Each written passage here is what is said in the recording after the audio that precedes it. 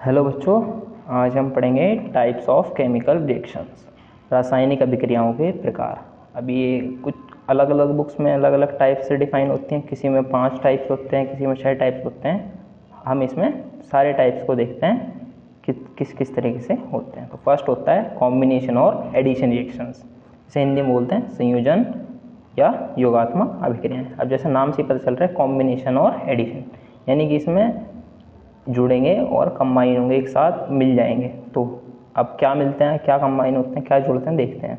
तो वे अभिक्रियाएं जिनमें 2 या 2 से अधिक पदार्थ संयोग करके केवल एक नया पदार्थ बनाते हैं। अब 2 पदार्थ आपस में मिले और दोनों मिलकर सिर्फ एक ही पदार्थ बनाए, तब जो अभिक्रिया होती है उसे संयोजन योगात्मक अभिक्रिया कहते हैं। जैसे ए कोई पदार्थ था, वो बी से मिला और उसने एक ही पदार्थ ए भी बना लिया। तो 2 पदार्थ आपस में मिले, कंबाइन हुए और एक ही पदार्थ उन्होंने बना लिया, तो ये रिएक्शन होती है कॉम्बिनेशन रिएक्शन। तो दोज रिएक्शंस इन विच 2 और more substances combine to form only one new substance are called combination reactions. Same बात लिखी हुई है और लैंग्वेज चेंज है यहाँ कि जब 2 या 2 से ज़्यादा सब्सटेंस कंबाइन हो और सिर्फ एक नया सब्सटेंस बनाए, तब हम उसे बोलते हैं कॉम्बिनेशन रिएक्शन। इसका एग्जाम्पल देखते हैं। Sulphur dioxide gas is formed when sulphur is burned in air. Sulphur होता है, हिंदी में से बोलते हैं गंधक, और एयर तो आपको पता ही है हवा या वायु। तो जब हम सल्फर डाइऑक्साइड गैस कब बनती है, जब हम गंधक को जलाते हैं। तो देखते हैं भाई सल्फर है, सॉलिड स्टेट में होगा, हम इसे गर्म जलाएंगे तो ये ऑक्सीजन की प्रेजेंस में चलता है जो गैस होती है, और जो बनता है SO2 सल्फर डाइऑक्साइड, वो गैसेज स्टेट में होता है। अब 2 मेटल्स आपस में मिले, 2 रिएक्टेंट्स आपस में मिले और सिर्फ एक प्रोडक्ट बना, एक न्यू मेटर बना, यही होती है कॉम्बिनेशन और एडिशन रिएक्शंस। अब इसमें एक चीज़ देखते हैं, क्वेश्चंस आ जाता है कभी कभी, वो किस तरीके से आता है। ये कॉम्बिनेशन रिएक्शन का क्वेश्चन है, तो हम इसे देखते हैं। दीवारों पर सफ़ेदी वाइट वॉश करने के लिए चूने के जलीय विलयन aqueous solution of slaked lime का यूज़ करते हैं, तो दीवारों पर चमक शाइन आ जाती है। वो शाइन आने का क्या कारण होता है? भाई दीवारों पर जब हम अपने घर में पेंट कराते हैं, सफ़ेदी कराते हैं, तो हमारी दीवारों पर एक शाइन आने लगती है, हमारी दीवार जो है चमकने लगती हैं।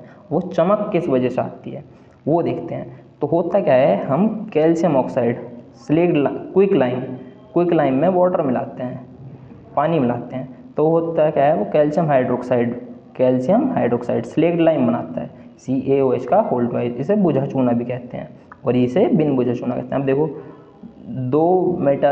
2 रिएक्टेंट्स ने आपस में रिएक्शन करी और सिर्फ एक प्रोडक्ट बना और बाकी इसमें हीट निकलती है। आपने देखा होगा जब हमारे घर में पहले या अभी भी कुछ घरों में जब पेंट शुरू कराते हैं, तो कुछ एक रात पहले हम एक तसले या किसी बड़े बर्तन के अंदर एक वाइट कलर का पत्थर आता है, जिसे हम चूना पत्थर भी कह देते हैं।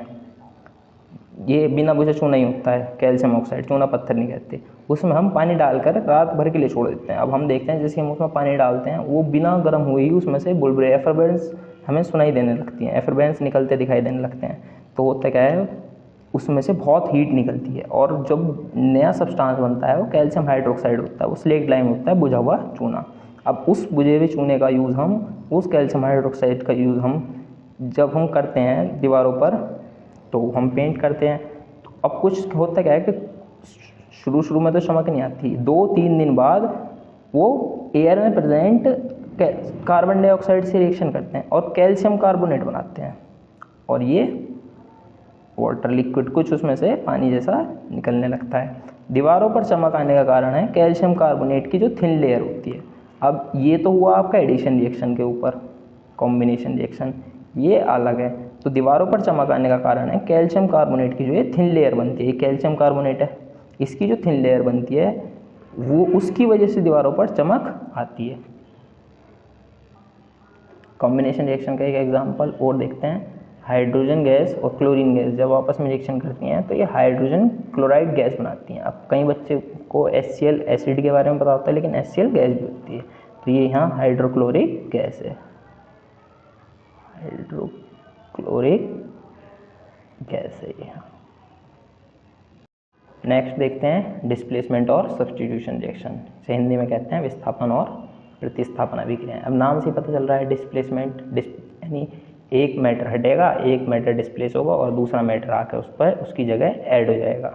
तो देखते हैं, वे अभिक्रियाएं जिनमें किसी यौगिक के अणु के किसी तत्व का परमाणु अथवा परमाणुओं के समूह के स्थान पर किसी दूसरे तत्व का परमाणु या परमाणुओं का समूह आ जाता है, विस्थापन अभिक्रियाएं कहलाती हैं। देखो जैसे समझते हैं, वे अभिक्रियाएं जिनमें किसी यौगिक के अणु के किसी तत्व का परमाणु अथवा परमाणुओं के समूह के स्थान पर, तो देखो जैसे आयरन है, आयरन हमारा एक रिएक्टेंट है इसमें, और ये जो कॉपर सल्फेट से रिएक्शन करता है तो होता क्या है, ये कॉपर को हटाकर खुद जाकर ऐड हो जाता है। तो वही तो वहाँ पे बोल रहा है कि वे अभिक्रियाएं जिसमें किसी यौगिक के अणु के किसी तत्व का परमाणु अथवा परमाणुओं के समूह के स्थान पर किसी दूसरे तत्व का परमाणु या परमाणुओं का समूह होता है। अब ये आयरन का एलिमेंट है, आयरन का एलिमेंट जो है कॉपर को हटाकर खुद उसकी जगह जाकर ऐड हो जाता है।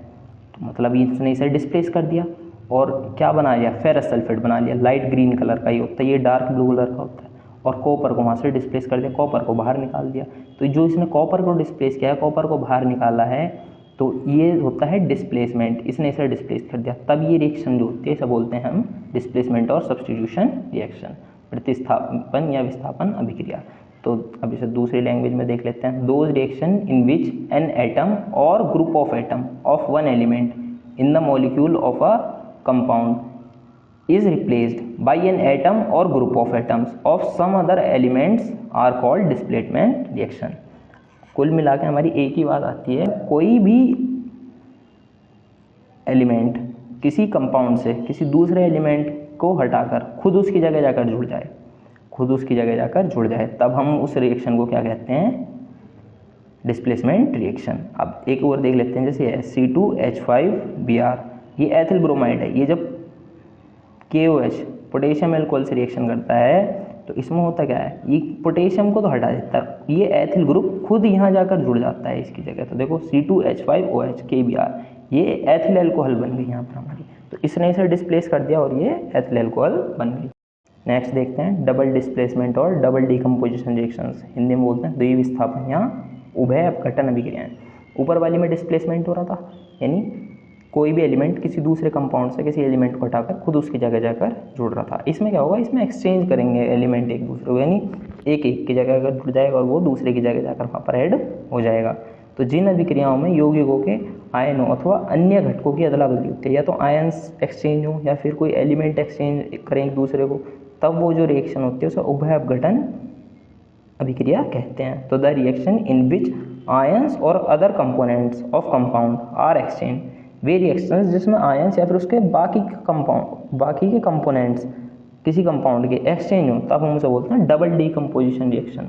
जैसे ये AgNO3 है, ये NaCl से जब रिएक्शन करता है तो इसका Cl Ag के साथ जाकर जुड़ जाएगा और इसका NO3 वाला पार्ट Na के साथ जाकर जुड़ जाएगा।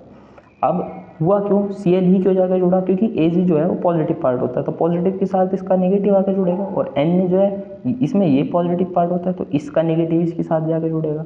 तो ये यहाँ क्या बन जाता है, AgCl सिल्वर क्लोराइड, और ये बनता है सोडियम नाइट्रेट NaNO3। एक और एग्जाम्पल देख लेते हैं डबल डिस्प्लेसमेंट का। ये CH3COOH है, ये एसिटिक एसिड है, तो और ये सोडियम हाइड्रोक्साइड NaOH, तो इसका H यहाँ से हट जाता है और इधर NO के साथ OH के साथ जाकर जुड़ जाता है, और इधर यहाँ से सोडियम निकलता है और ये इधर इसके साथ आगे कंबाइन हो जाता है। तो ये बनता है CH3COO और यहाँ क्या जाता है Na, तो ये बन जाता है सोडियम एसिटेट, और ये H इधर जाकर जुड़ता है तो HOH, ये बन जाता है H2O वाटर। अब यहाँ पर क्या हुआ, सोडियम इधर जाकर जुड़ गया और हाइड्रोजन इधर आके जुड़ गई, तो ये डबल डिस्प्लेसमेंट हुआ, दो एलिमेंट्स डिस्प्लेस हुए अपनी जगह से, तो ये डबल डिस्प्लेसमेंट का एग्जाम्पल है। प्रेसिपिटेशन रिएक्शन, अवक्षेपण अभिक्रिया। अब ये डबल डिस्प्लेसमेंट की तरीके से होती है, बस इसमें डिफरेंस क्या होता है, उससे अलग कैसे होती है वो देखते हैं। इन अभिक्रियाओं में जल में अविलेय पदार्थ बनते हैं जिसे अवक्षेप कहते हैं, तथा यह अभिक्रिया अवक्षेपण अभिक्रिया कहलाती है। इस रिएक्शन में कुछ ऐसे सब्सटेंस फॉर्म होते हैं जो जल में अविलेय वाटर में इनसॉल्युबल होते हैं, यानी घुलते नहीं हैं। तो जो सब्सटेंस घुलते नहीं है, इनसॉल्युबल होते हैं, उनको तो हम बोलते हैं अवक्षेप, प्रेसिपिटेट। और जिस रिएक्शन में ऐसा होता है जिसमें प्रेसिपिटेट बनते हैं, उस रिएक्शन को बोलते हैं अवक्षेपण। तो देखते हैं इसे, in these reactions substance insoluble in water are found, यानी ऐसे सब्सटेंस बने जो वाटर में इनसॉल्युबल हों, उनको तो हम क्या कहेंगे, precipitate. And this process is called, और जिस प्रोसेस में प्रेसिपिटेट्स बनते हैं उसे बोलते हैं प्रेसिपिटेशन रिएक्शन। अब देखते हैं इसका एग्जांपल, जैसे ये है सोडियम सल्फेट है, जब ये बेरियम क्लोराइड से रिएक्शन करता है तो बेरियम सल्फेट बनता है। अब बेरियम सल्फेट बनता है और सोडियम क्लोराइड बनता है, तो इस रिएक्शन में जो हमें प्रोडक्ट मिला ये बेरियम सल्फेट, इसके वाइट कलर का सब्सटेंस होता है जो कि वाटर में इनसॉल्युबल होता है, ये पानी के अंदर नहीं घुलता, तो इसकी पीपीटी इसमें फॉर्म होती है, प्रेसिपिटेशन बनते हैं। अब आगे देखते हैं, जैसे ये है लेड नाइट्रेट है, जब पोटेशियम आयोडाइड से रिएक्शन करता है तो ये येलो कलर के प्रेसिपिटेट्स बनाता है, किसके, लेड आयोडाइड के। कैल्शियम हाइड्रोक्साइड जब कार्बन डाइऑक्साइड से रिएक्शन करता है तो वाइट कलर के प्रेसिपिटेट बनाता है, किसके, कैल्शियम कार्बोनेट के। और जब हम लेड नाइट्रेट को गर्म करते हैं, हीट देते हैं, तब वो येलो कलर के प्रेसिपिटेट बनाता है लेड ऑक्साइड के।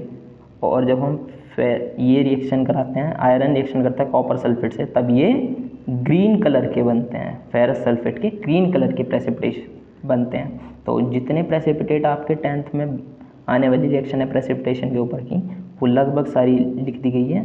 अगर इसमें कोई एक दो अभी भी बची हुई रहेगी होगी तो हम आपको बाद में बता देंगे। नेक्स्ट टाइप देखते हैं। नेक्स्ट टाइप में आती है इरिवर्सिबल रिएक्शंस, अनुत्क्रमणीय अभिक्रियाएं। अब देखो नाम से ही पता चल रहा है इरिवर्सिबल, यानी जिन्हें हम रिवर्स ना कर पाएँ, तो वे अभिक्रियाएं जो केवल एक ही दिशा में संपन्न हो सकती हैं अनुत्क्रमणीय अभिक्रियाएं कहलाती हैं। यानी वो सिर्फ और सिर्फ एक ही डायरेक्शन में होती हैं, दूसरे डायरेक्शन नहीं होती। जैसे ए कोई सब्सटेंस है जो बी से रिएक्ट कर रहा है और प्रोडक्ट क्या बन रहा है, ए बी। अब ए ने बी के साथ रिएक्शन करी और ए भी प्रोडक्ट बनाया, बट इस प्रोडक्ट से हम वापस से इन रिएक्टेंट्स को नहीं बना सकते, ये सिर्फ और सिर्फ एक ही डायरेक्शन में कंप्लीट होती है फॉरवर्ड में। तो ऐसी रिएक्शन को हम बोलते हैं इरिवर्सिबल रिएक्शन, अनुत्क्रमणीय अभिक्रियाएं। तो those reactions which can take place in only one direction, जो सिर्फ और सिर्फ एक ही डायरेक्शन में हों, या तो बैकवर्ड या फिर फॉरवर्ड, उनको हम क्या बोलते हैं, इरिवर्सिबल रिएक्शंस। फॉर एग्जांपल जैसे सोडियम है, ये जब वाटर से रिएक्शन करेगा तो सोडियम हाइड्रोक्साइड बनाएगा और हाइड्रोजन गैस निकल जाएगी।